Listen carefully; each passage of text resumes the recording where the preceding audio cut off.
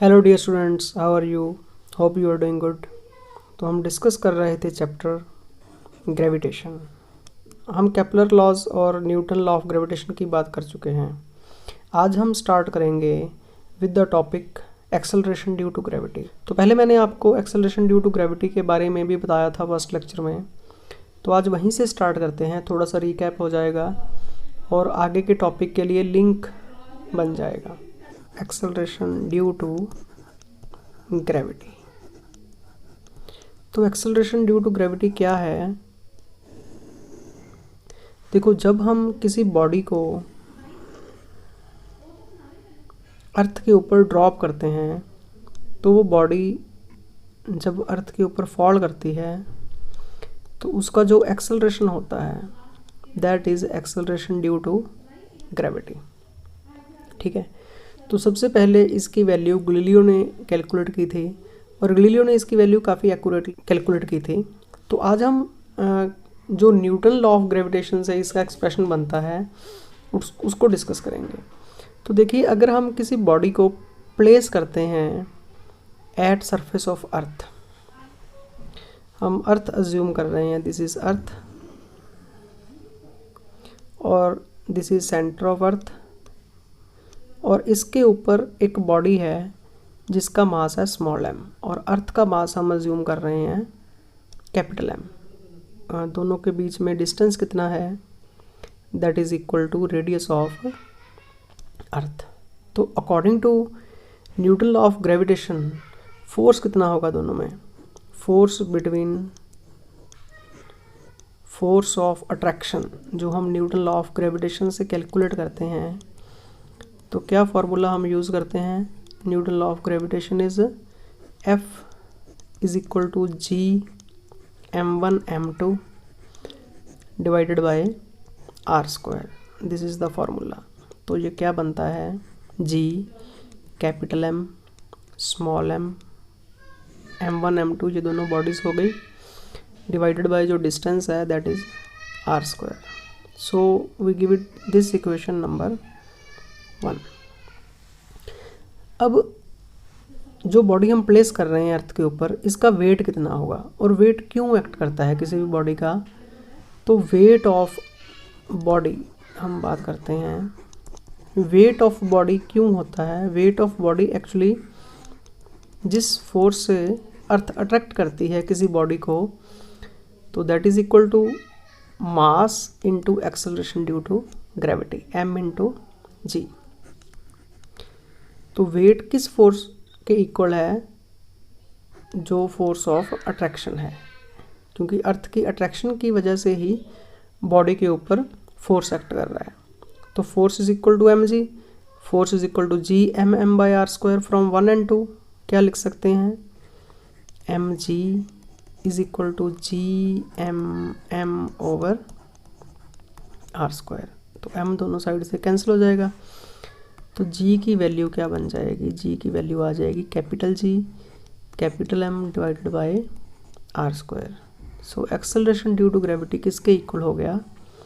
Acceleration due to gravity किसके ऊपर depend करता है? मास ऑफ प्लैनेट के ऊपर। जो जिस प्लैनेट के ऊपर हम खड़े हुए हैं, अगर किसी और प्लैनेट के ऊपर होंगे या मून के ऊपर होंगे तो उसका मास होगा, divided by radius of planet, जिस प्लैनेट की हम बात कर रहे हैं उसका रेडियस। ठीक है, अगर अर्थ की बात कर रहे हैं तो अर्थ का रेडियस, अर्थ का मास। तो जी इसके ऊपर डिपेंड करता है और कैपिटल जी तो कांस्टेंट है, जी इज़ यूनिवर्सल ग्रेविटेशनल कांस्टेंट। ठीक है, तो इसकी हम बात करें तो ये तो कैपिटल जी इज़ कांस्टेंट। ठीक है, तो जी किसके ऊपर डिपेंड करता है? कैपिटल एम और आर। अगर हम इनकी वैल्यूज सब्स्टिट्यूट करें फॉर अर्थ तो इसकी वैल्यू आती है इन एसआई सिस्टम 9.8 मीटर पर सेकंड स्क्वायर। तो इस वैल्यू को आपको याद रखना है। This value is very very important. इस वैल्यू को हम पहले भी यूज़ कर चुके हैं काइनेमेटिक्स चैप्टर में, यूनिट 2 में, जहाँ पर हमने मोशन की बात की थी, वर्टिकली अप डाउन मोशन। तो बॉडी जब अर्थ के ऊपर फॉल करती है तो उसका एक्सेलरेशन जो है 9.8 मीटर पर सेकंड स्क्वायर होता है। ठीक है, अगर ऊपर की तरफ जाती है तो वो रिटार्डेशन होता है, जी इज इक्वल टू, तो वो नेगेटिव हो जाता है, तो उसको हम -9.8 मीटर पर सेकंड स्क्वायर लिखते हैं। ठीक है। तो नेक्स्ट टॉपिक में अब हम बात करते हैं कि acceleration due to gravity vary करती है। देखो वो m के ऊपर डिपेंड कर रही है और r के ऊपर डिपेंड कर रही है। तो हमने बात करनी है variation in acceleration due to gravity, variation in g, variation in acceleration due to gravity.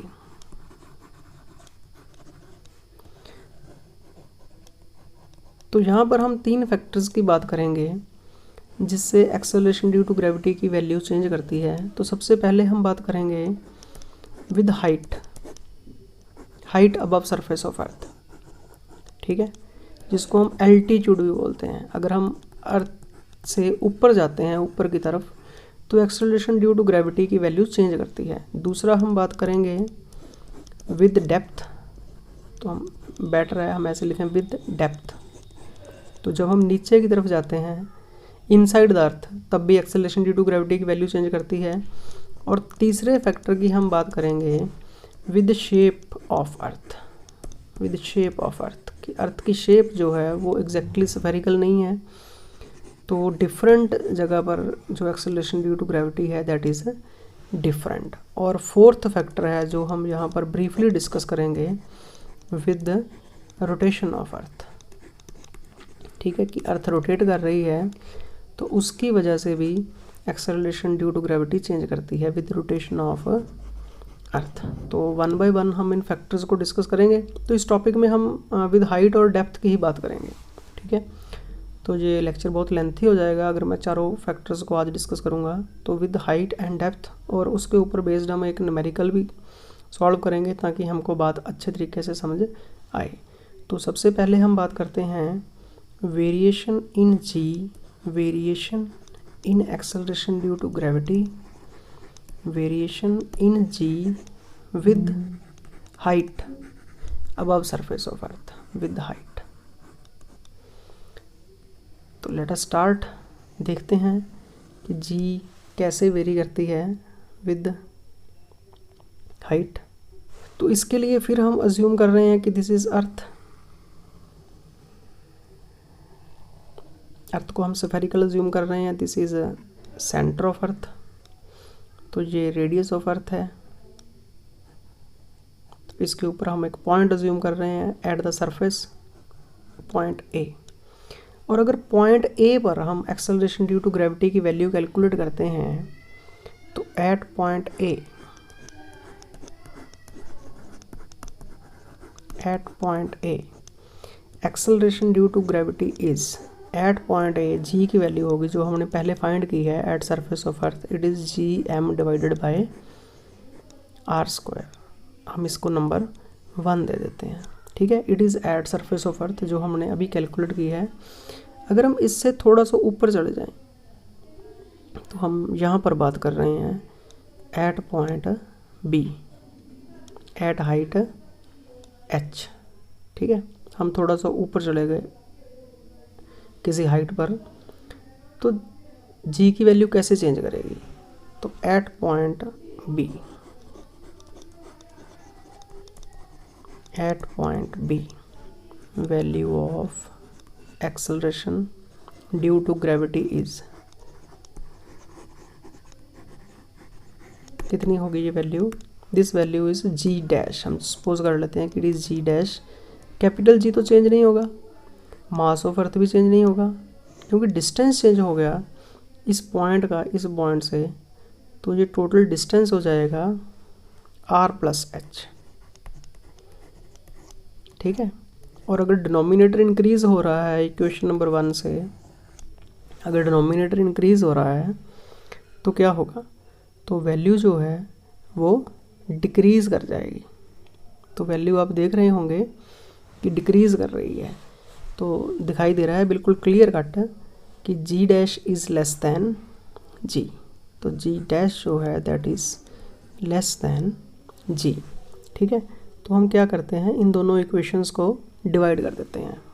तो divide equation 2 by equation 1, g dash over g, तो g dash is G M over are plus H whole square divided by G M over are square. तो G M और G M cancel हो जाएगा, बाकी क्या बचेगा, तो g dash over g, तो नीचे वाला जो आर स्क्वायर है ये ऊपर चला जाएगा और ये नीचे आ जाएगा। तो एक्सप्रेशन बन जाएगा r square divided by are plus H whole square. So this is expression जिससे जी डैश और जी रिलेटेड हैं।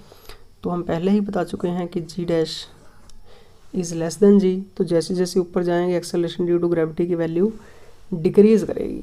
तो जी डैश किसके इक्वल हो जाएगा, g dash is equal to are square over are plus H का square into g. This is actual expression which we want and which you have to remember. This is very important expression, ठीक है। सो इसको हम number दे देते हैं 4। This is very important, जो आपने याद रखना है। दिस इज़ वेरी इम्पॉर्टेंट, ठीक है। तो इस एक्सप्रेशन से हम कैलकुलेट करेंगे कि अगर कोई बॉडी ऊपर की तरफ जाती है तो उसका एक्सेलरेशन ड्यू टू ग्रेविटी क्या है। क्लियर। तो देखो कि इस एक्सप्रेशन को हम कैसे यूज़ करते हैं। तो इसका एक स्पेशल केस भी है, तो पहले स्पेशल केस को डिस्कस कर लें। Special case, so this color is not good, this color is very light, so let us change color। तो कौन सा कलर अब यूज़ करें, let us use this green। Okay, तो देखते हैं ये कैसे वर्क करता है। So looking good.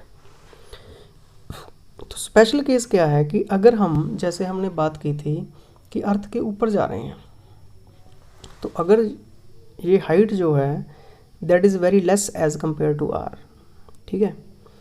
तो अगर हम कुछ किलोमीटर ऊपर जा रहे हैं, 5 किलोमीटर 10 किलोमीटर, तो वो बहुत स्मॉल है as compare to r. Radius of earth is 6400 kilometre. तो स्पेशल केस क्या है हमारा, special case is if h is less then r, कि अगर हाइट जहाँ पर हम ऊपर जा रहे हैं वो बहुत ज़्यादा नहीं है, ठीक है। तो इस एक्सप्रेशन को हम थोड़ा सा मॉडिफाई करते हैं। देखो कैसे मॉडिफाई करते हैं। जी डैश किसके इक्वल हो जाएगा, r square divided by are plus h में से हम आर कॉमन ले लेते हैं। अगर आर कॉमन लेंगे तो आर स्क्वायर होके बाहर आएगा, तो यहाँ पर 1 रह जाएगा और यहाँ पर हो जाएगा एच बाई आर, ठीक है, और स्क्वायर एंड इनटू जी, ठीक है। तो आर स्क्वायर और आर स्क्वायर कैंसिल हो जाएगा, तो ये किसके इक्वल हो जाएगा, जी। और ये जो नीचे वाली वैल्यू है इसको हम ऊपर ले जाते हैं इन द न्यूमिनेटर, और इसकी पावर हो जाएगी -2, ठीक है। तो -2 पावर को कैसे सॉल्व करते हैं, हम यूज़ करेंगे बाइनोमियल थ्योरम, ठीक है, यूजिंग बाइनोमियल थ्योरम। तो बाइनोमियल थ्योरम फिजिक्स में बहुत सिंपल है, जैसे हम यूज़ करते हैं 1 + x⁻n, ठीक है। तो ये यहाँ पर x हो गया, h बाई आर, ये n हो गया। जब x की वैल्यू लेस देन 1 होती है, क्योंकि h स्मॉल है एज़ कम्पेयर टू r, तो बाइनोमियल थ्योरम की जो नेक्स्ट टर्म्स हैं, तो हम सिर्फ ये 2 टर्म्स कंसिडर करते हैं, n को x से मल्टीप्लाई कर देते हैं, और जो हायर टर्म्स है उनको निगलेक्ट कर देते हैं, ठीक है, क्योंकि x की वैल्यू स्मॉल है, तो नेक्स्ट टर्म की वैल्यू बहुत कम हो जाती है। तो using binomial theorem and neglecting higher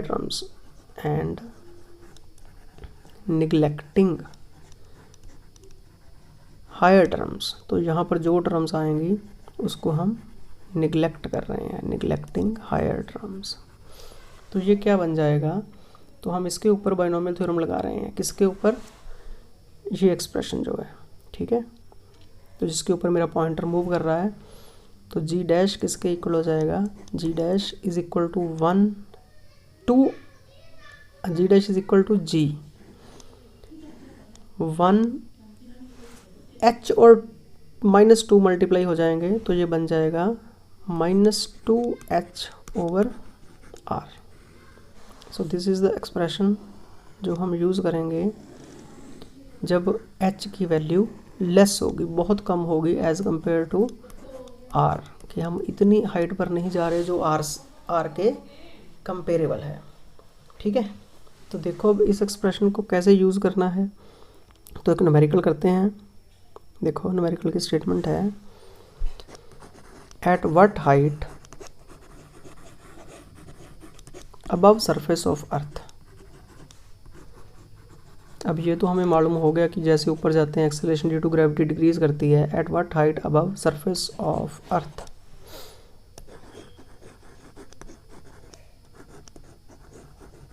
value of acceleration due to gravity decreases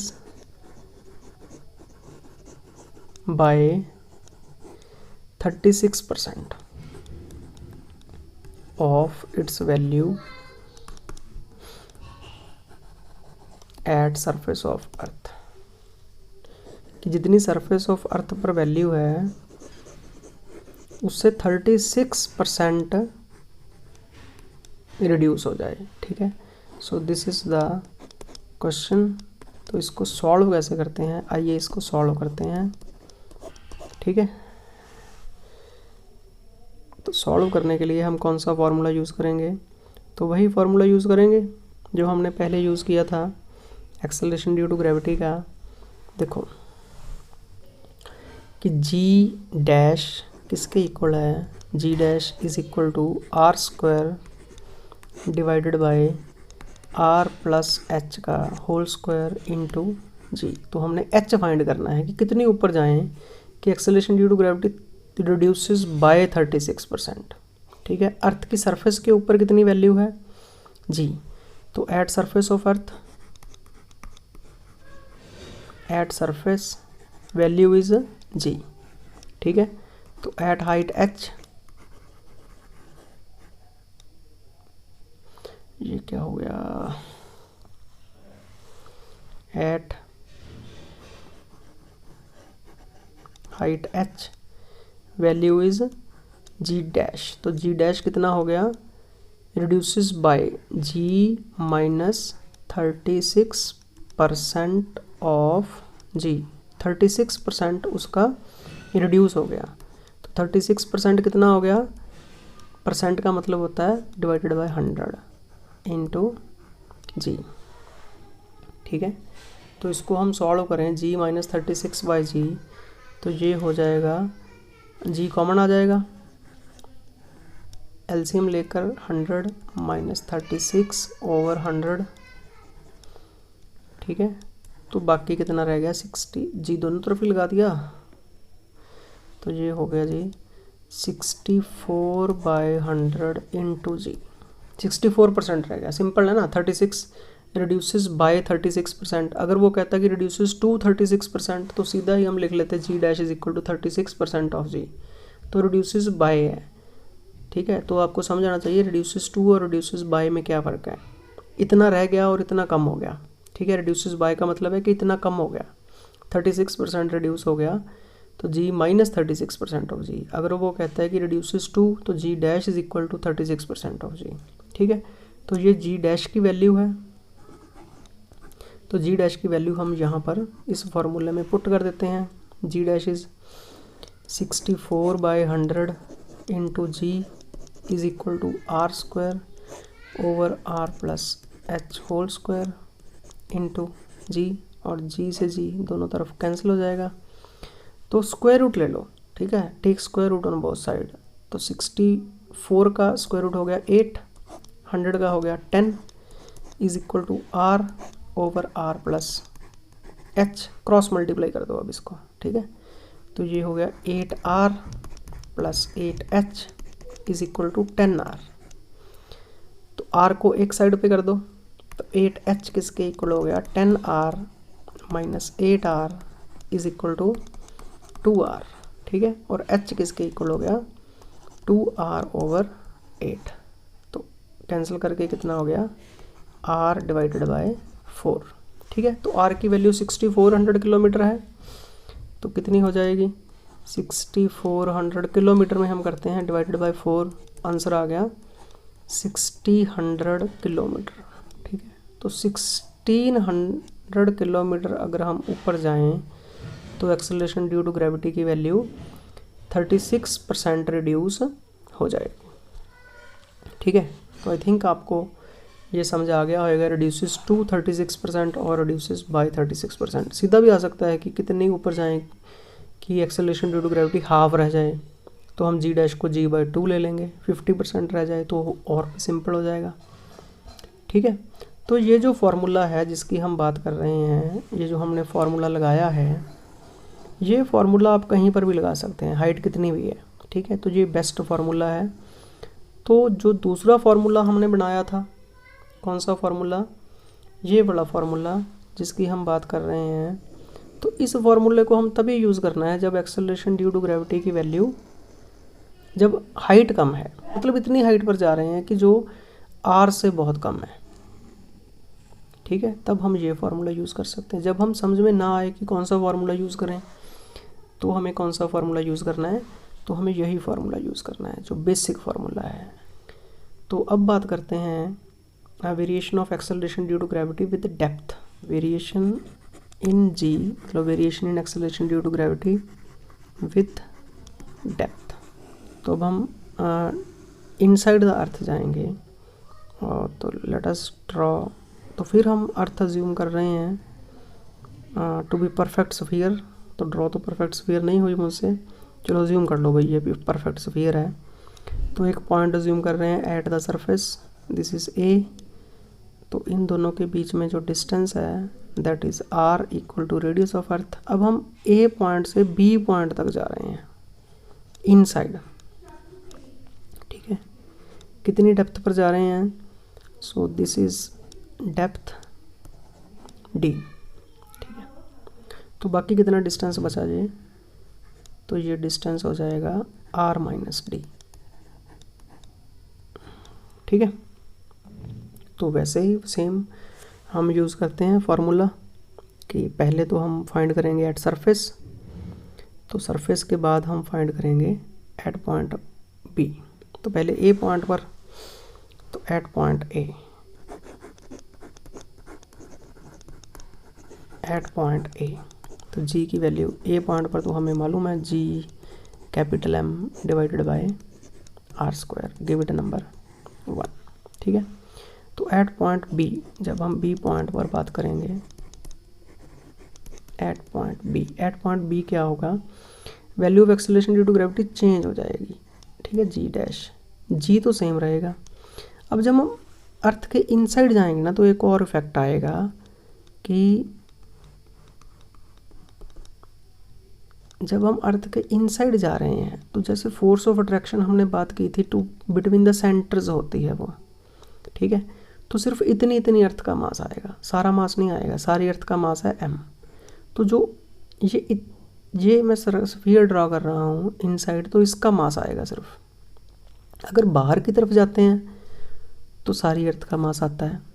ठीक है ना, क्योंकि मास वही रहेगा। अब हम अंदर की तरफ जा रहे हैं, या force of attraction between the centres है, यहाँ पर अगर बॉडी प्लेस करेंगे तो सिर्फ इन दो पॉइंट के बीच में जो डिस्टेंस है और जो मास है वही काउंट होगा।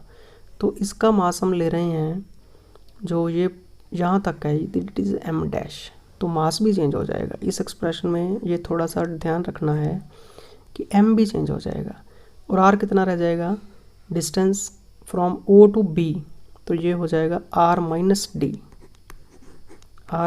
D whole square. ठीक है, तो गिव इट नंबर 2। अब हम m डैश को कैसे कैलकुलेट करेंगे, जब हम दोनों को डिवाइड करेंगे तो हमें m डैश चाहिए। तो m कैलकुलेट करने के लिए यहाँ पर हम एक और फैक्टर इंट्रोड्यूस कर रहे हैं, rho is uniform density of earth. Rho is uniform, हम अज्यूम कर रहे हैं कि डेंसिटी है, let us assume rho is uniform density of earth. कि अगर हम इसकी डेंसिटी अज्यूम कर रहे हैं रो है, तो रो किसके इक्वल होती है, डेंसिटी होती है mass per unit volume, mass divided by volume. तो मास कितना है अर्थ का, मास हो गया m, वॉल्यूम कितना है 4/3 पाई r³ स्फीयर का वॉल्यूम। ठीक है, तो m किसके इक्वल हो गया, एक्चुअली हमने m कैलकुलेट करना है, तो m हो जाएगा ये सारा फैक्टर जो है नीचे वाला फैक्टर ये रो से मल्टीप्लाई हो जाएगा, ठीक है। तो m हो जाएगा रो इंटू 4/3 पाई आर क्यूब, ठीक है। और सिमिलरली देखो ध्यान से, m डैश किसके इक्वल हो जाएगा, m डैश, रो तो सेम रहेगी क्योंकि रो चेंज नहीं होगी। जब m डैश की बात करेंगे तो रो सेम रहेगी और वॉल्यूम कितनी कितनी अर्थ का आएगा, जो इनसाइड वाला स्फीयर है, ये वाला स्मॉल वाला, तो उसका वॉल्यूम कितना हो जाएगा 4/3 इंटू पाई, और उसका जो रेडियस है r माइनस डी का क्यूब, ठीक है। मास का हमने फॉर्मूला बना लिया डेंसिटी इंटू वॉल्यूम, ठीक है। तो जब हम स्मॉल, पहले पूरी अर्थ का बात की हमने, उसका मास m है। जब हम m डैश की बात करेंगे तो डेंसिटी तो चेंज नहीं हुई क्योंकि यूनिफॉर्म है, तो वॉल्यूम उसका कम है, ठीक है। और m और m डैश की वैल्यू हम 1 और 2 में सब्स्टिट्यूट कर देते हैं, ठीक है। तो देखो क्या बनता है, तो using put value of m and m dash in equation 1 and 2, तो m की वैल्यू इस इक्वेशन से हम यहाँ पर पुट कर देते हैं 1 में, और m डैश की वैल्यू हम यहाँ से इक्वेशन 2 में पुट कर देते हैं, ठीक है। तो देखिए क्या बनता है, तो g किसके इक्वल हो जाएगा, g इक्वल हो जाएगा g, m की वैल्यू कितनी है, कैपिटल M है, into rho into 4/3 pi r cube, ठीक है। This is m divided by r square. तो आर स्क्वायर और आर क्यूब कैंसिल हो जाएंगे, ऊपर एक r बच जाएगा बस। तो ये हो जाएगा g rho into 4/3 pi r, ठीक है। 4/3 को हम पहले भी लिख सकते थे, तो ऐसे लिखते हैं, थोड़ा सा अच्छा लगेगा, 4/3 pi r rho into g, give it number 3। और सिमिलरली जी डैश हमने फाइंड करना है, तो जी डैश था जी एम डैश, और एम डैश की वैल्यू हमने फाइंड की है rho into 4/3 pi r minus d cube over r minus d square, ठीक है। आर माइनस डी का स्क्वायर और आर माइनस डी का क्यूब कैंसिल हो जाएगा, तो आर माइनस डी बचेगा, बाकी बचेगा g 4/3 pi r minus d into rho into g. This is equation number 4, ठीक है। तो अगर हम 3 और 4 को डिवाइड कर दें, डिवाइड 3 एंड 4,